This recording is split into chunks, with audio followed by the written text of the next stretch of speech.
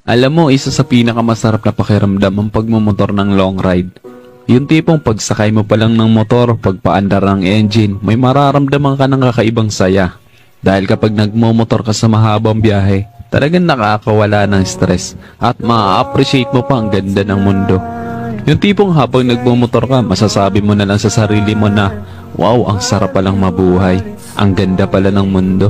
Lalo na kapag ang patakbo mo yung chill lang, yung ini-enjoy mo lang talaga ang moment. Madami kasi tayo kanya-kanyang problema sa buhay. Pero kapag nagmomotor ka na, makakalimutan mong problema mo. Lalo na kapag maganda ang view, maganda ang kalsada, tapos hindi mo namamalayan, nagkakaroon ka na pala ng positive mindset dahil magaan ang pakiramdam mo eh. Kaya kapag stress ka na, kailangan mo lang din talaga minsan ng mahabang biyahe bilang isang pahinga eh. Ang weird no?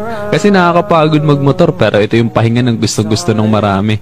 Pero sasabihin ko sa'yo, hindi katawan ng napapahinga kapag ka naglo-long ride ka eh. Kundi yung utak mo, kundi yung sarili mo mismo. Kaya deserve mo rin mag-enjoy. Deserve mo makarating sa magagandang lugar. Deserve mo ng bagong experience, ng bagong kwento. Ang buhay ay isang mahabang biyahe. Madami kang pagdadaan ng iba't ibang uri ng kalsada. Malubak, mabuhangin, madulas. Kailangan mo lang din talaga maging maingat.